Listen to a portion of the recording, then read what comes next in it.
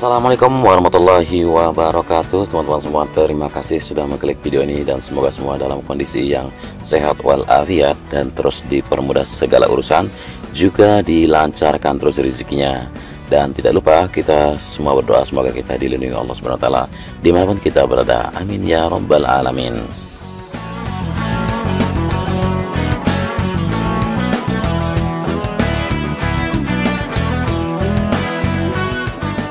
Ya, kembali lagi kita di sirkuit MotoGP Mandalika pada siang kali ini untuk melihat bagaimana pencapaian di beberapa titik yang terus digencar dan dikebut pengerjaannya untuk menjelang gelaran ATC, WSBK, dan tentunya untuk MotoGP pada Maret 2022 nanti. Adapun jam terbang udara di sini untuk kamera udara di sekitar jam istirahat para pekerja, sehingga tidak akan begitu nampak banyak para pekerja yang sedang beraktivitas. Dan kita sudah melewati tikungan yang ke-12 sekarang menuju ke tikungan yang ke-13.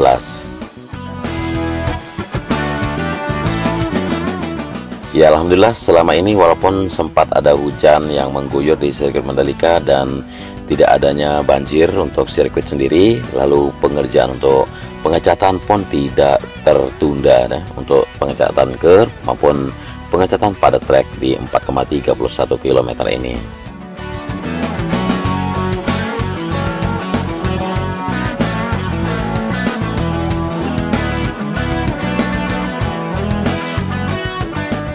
Dan di depan kita sudah terlihat sekali di sini tampilan dari tribun yang sudah tidak asing lagi di sisi kanan tikungan ke-13 menuju 14. Nah, untuk informasi yang lain yang mungkin bisa saya bagikan ke teman-teman juga sambil kita melihat bagaimana progres atau pencapaian pada pengerjaan di proyek sirkuit Mandalika ini.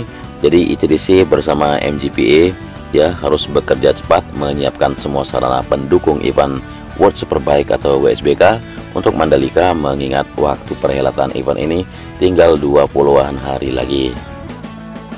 Nah, kemarin untuk tiket sendiri di kategori standar grandstand pun sudah habis terjual alias sold out, dan mereka berupaya sangat keras untuk melaksanakan sejumlah pekerjaan di lapangan agar kelengkapan sirkuit dapat selesai tepat waktu.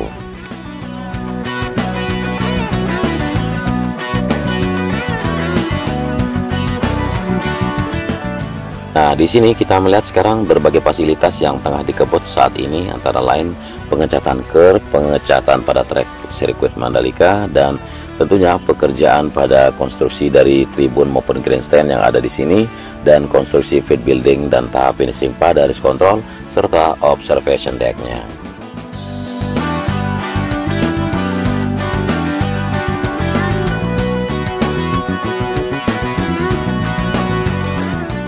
Ya, sudah kita bahas kemarin juga ada pengerjaan yang dipercepat, yaitu pemasangan grandstand atau tribun penonton serta pengisian pada fasilitas medis di bangunan medical centernya, dan ya pengecatan curb juga yang kita sama-sama tahu sebagai marka gitu, berfungsi sebagai marka dan menggunakan alat dan cat khusus dari luar negeri yaitu dari Jerman. Dan pengecatan curb ini juga dilakukan oleh perusahaan spesialis racetrack atau trek balap yaitu Road Grip yang berasal dari Inggris dengan subsidiari mereka yaitu Road Grip Motorsport Indonesia.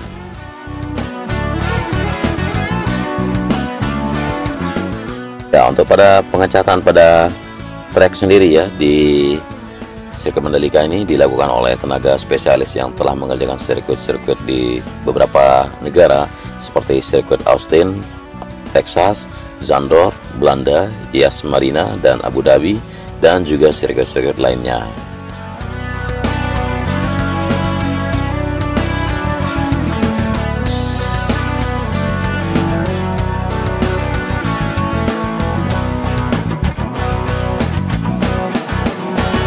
Nah, alhamdulillah juga pada hari ini sudah dimulai pengecatan pada trek juga di bagian run off aspal, terutama yang berwarna hijau sudah terlihat nampak semakin manis untuk trek balap di sirkuit Mandalika ini.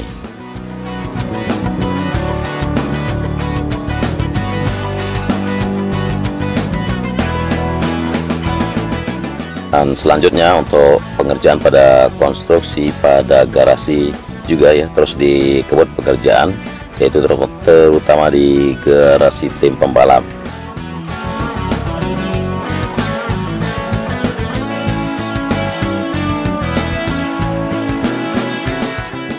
Nah, di sini kita pantau sudah hampir ya, mulai pada konstruksi lantai 3 yang hampir tuntas, kemudian pit building ini juga sudah kita tahu bersama berkapasitas 50 garasi dengan total panjang yang membentang dari barat ke timur 350 meter yang digunakan nantinya oleh para tim kru, para tim dan kru pembalap. Dan pit building ini dibangun dengan sistem modular yang terdiri dari lantai dasar dan 2 lantai, dan juga ada yang lantai 3.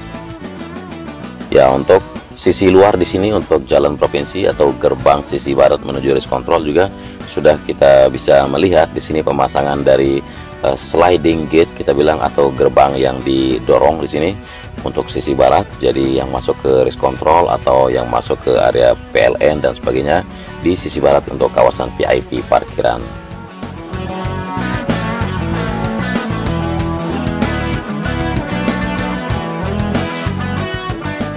Ya, nantinya di bagian sisi yang masih tanah ini akan dibuat menjadi taman dan bisa dikembangin untuk menjadi parkiran di VIP sendiri. Ya, kita akan mendekati ke gerbang utama VIP kawasan di sini atau area VIP. Juga sedang mulai tahap pemasangan dari gerbang atau mendirikan sliding gate yang hampir sama dengan gerbang sisi barat tadi. Namun di sini sejumlah 2 titik, ada di kiri untuk jalur masuk dan ada di exit atau jalur keluarnya. Dan kemudian untuk jalur provinsi ya memang belum mulai dikerjakan, jadi kemungkinan pada saat USBK akan dibiarkan seperti ini, namun ditata lebih enak dilihat dan lebih nyaman dilalui. Dan landmark Mandalika International Circuit juga sudah mulai disiapkan barusan. Nah, yang mau bertanya untuk parkirnya motorhome ya di tengah sini ya, di area yang aspal tengahnya ini.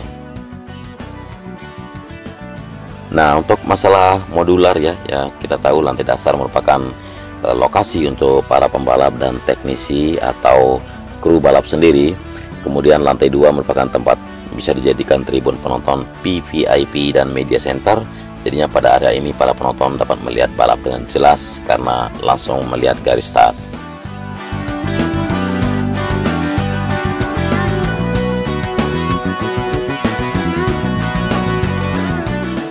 Nah, untuk sementara lantai 3-nya juga akan difungsikan nanti sebagai fasilitas pendukung lainnya. Kemudian ya kita tahu karena 50 garasi yang dibangun di sini, kemungkinan nanti area pedok di sini juga bisa disewakan kepada para pecinta balap, terutama yang ingin semacam track day di sirkuit Mandalika.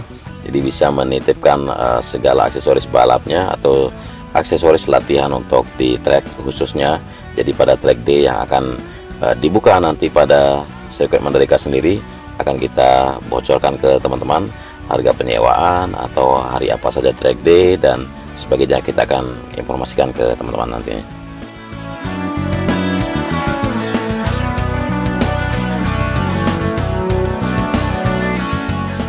Nah, terkait dengan tribun lagi di sisi kanan ini yang merupakan premier dari grandstand di sini ya, saat ini terus dilakukan pemasangan yang kita tahu juga tersebar di sejumlah titik, terutama di bagian utara, yaitu dari tikungan ke-13 menuju 15, 16, 17, bahkan di samping trek lurus sampai ke tikungan yang pertama dan berdekatan dengan garis finish.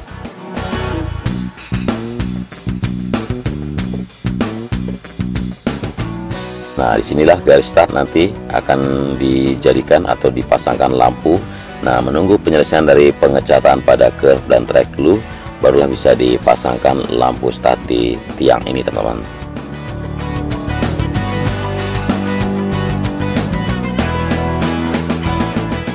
Nah, sementara itu ya, kita melihat juga untuk animo peminat tiket di sejumlah platform resmi yang ditunjuk sangat-sangat tinggi. Misalnya di Explorin dan di tiketmu.id misalnya, tiket grandstand atau yang paling murah itu sekitar Rp795.000 sudah tak dijual atau sudah sold out ya, sudah habis.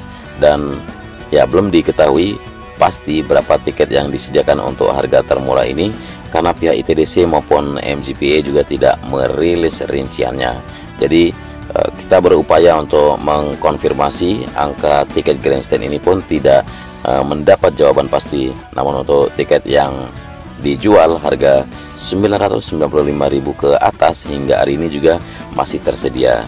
Dan selain di Explorin dan tiketmu.id, di situs dendratiket.com juga demikian. Jadi tiket WSBK dengan paket Purple West Grandstand dengan kategori harga termurah 1,6 juta rupiah sudah full book, dan bahkan tiket dengan Red Premier dengan harga 3,24 juta atau 3.240.000 sudah juga fully book.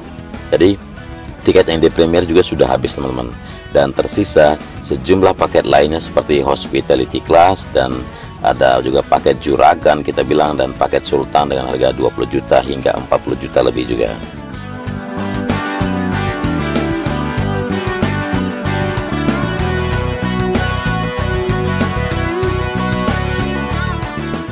Nah, dari titik sini untuk di observation deck juga sudah bisa teman-teman ingat bagaimana pemandangan yang bisa kita dapatkan kalau kita duduk di sini. Nah, ini juga untuk tiket yang di sisi kanan ini, padahal tribunnya belum jadi nih. Yang di sisi kanan dari tikon 1 ke tikon yang kedua ini juga sudah habis sold out ini untuk tiketnya.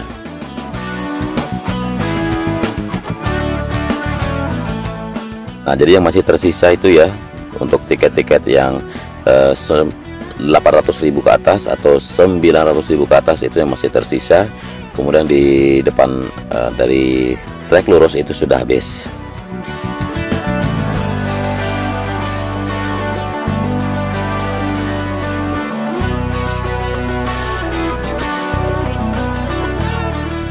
Ya, kita lanjutkan pantauan dari tikon yang ketiga menuju tikon-tikon yang lainnya.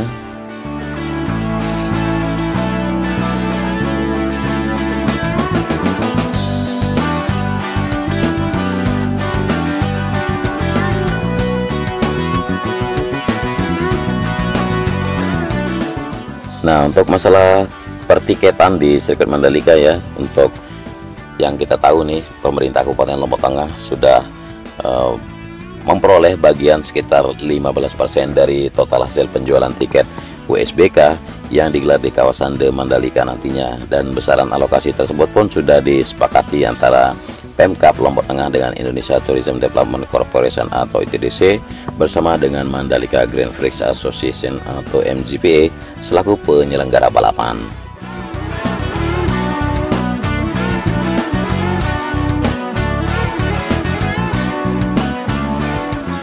Nah, jadi untuk alokasi 15% hasil penjualan tiket itu nanti sebagai pajak hiburan. Nah, ini yang informasi yang kita dapat dari Bupati Lombok Tengah, yang mana di zona tengah sirkuit nanti juga akan dibangun beberapa panggung untuk hiburan untuk para penonton. Nah, ini sekitar 2 atau enggak tidak 3 titik untuk panggung hiburan, untuk konser dan sebagainya. Dan ini dibuat agar bisa mengurangi tekanan pada arus penonton yang keluar atau yang masuk ke sirkuit dan keluar dari sirkuit Mandalika.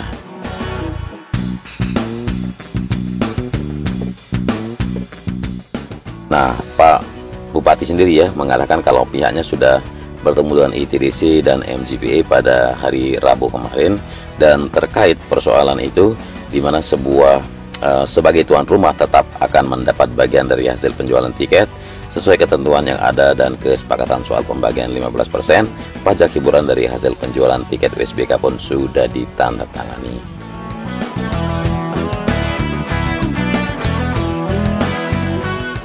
Nah, untuk lebih lanjut ya, pendapatan yang diperoleh Lombok Tengah dari gelaran event WSBK masih bisa bertambah lagi karena sumber pendapatan tidak hanya dari hasil penjualan tiket, ada juga dari pajak reklame, pajak parkir, dan beberapa sumber pajak seperti retribusi lainnya. Ya, hanya saja khusus untuk pajak parkir besaran persentase pembagiannya masih belum ada kata sepakat, di mana sesuai regulasi yang ada di pemerintah Kabupaten Lombok Tengah seharusnya memperoleh 30%, sementara dari pihak ITDC baru sanggup sekitar 15%, sama dengan besaran persentase pajak hiburan dari hasil penjualan tiketnya.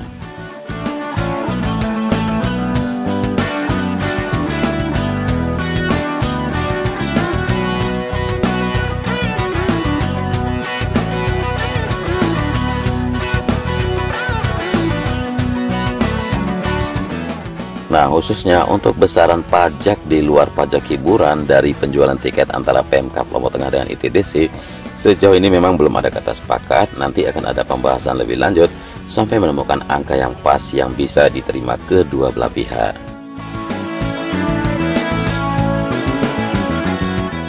Jadi soal berapa total pendapatannya akan diperoleh dari hasil penjualan tiket USBK itu belum bisa kita perkirakan, dan karena proses penjualan tiket sendiri masih sedang berlangsung sampai saat ini. Prinsipnya ya, soal besaran pajak jangan sampai memberatkan gitu, tetapi tetap harus mengacu pada regulasi yang ada supaya antara para pihak tidak ada yang merasa dirugikan atau ada yang merasa sangat diuntungkan. Ya, semoga saja segera akan ada kesepakatan soal pajak di luar pajak hiburan ini.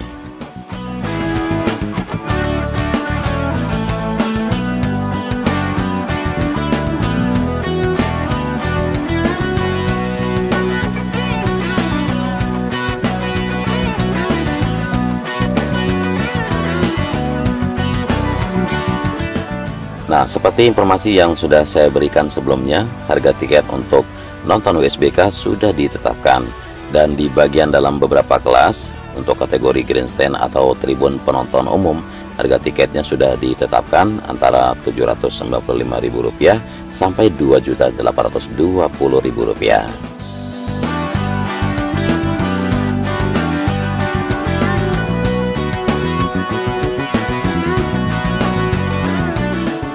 Dan harga itu ya belum termasuk pajak dan berlaku untuk menonton selama 3 hari balapan. Sementara untuk kategori hospitality suite yang terdiri dari 2 kelas, harga tiket akan dibanderol mulai Rp14.950.000 sampai dengan Rp19.500.000. Wah, sangat menguntungkan nih buat para penyelenggara, untung sekali buat Lombok, untung sekali buat Nusa Tenggara Barat, dan tentunya untuk Indonesia kita.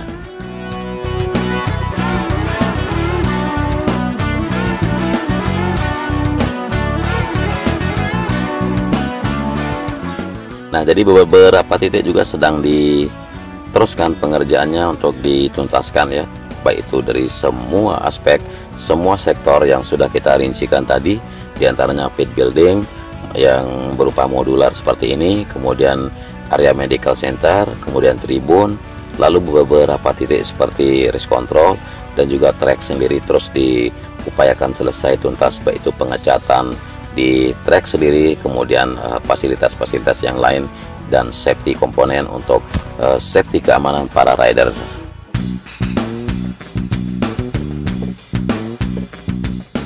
Nah, jadi homologasi juga akan segera dilakukan pada sirkuit Mandalika. Memang sih homologasi sudah berjalan sejak lama, dan sambil melakukan virtual assessment dengan cara tersebut, homologasi terus dikontrol oleh FIM maupun Dorna Sport bagaimana perkembangan dari racetrack yang dibangun di Mandalika ini.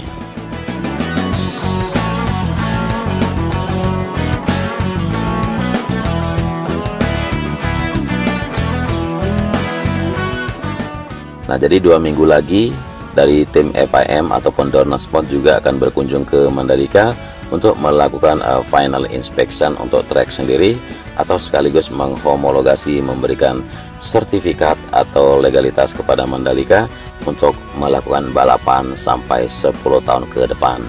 Ya, kita exit atau kita keluar dari sirkuit sekarang, melihat bagaimana gerbang barat atau jalur masuk dari sisi barat sirkuit, progresnya sudah seperti ini dan siap dilakukan pengaspalan.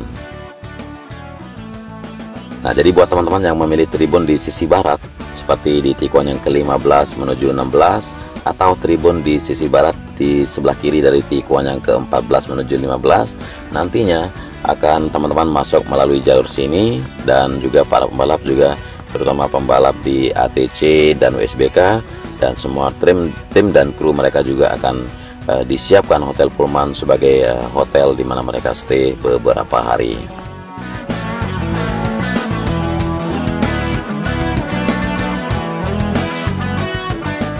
Ya, adapun progres dari Hotel Pullman sendiri sekarang sudah 98% lebih, jadi sedang menata bagian interior untuk beberapa furniture dan sebagainya.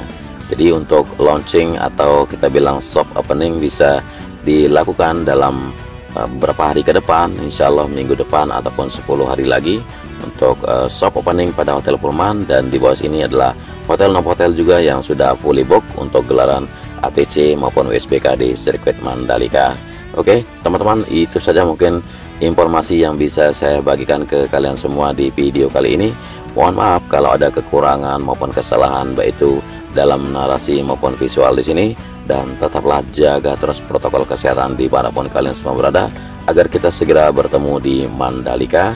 Dan selamat beraktivitas. Terima kasih udah menyimak sampai durasi akhir, dan wassalamualaikum warahmatullahi wabarakatuh.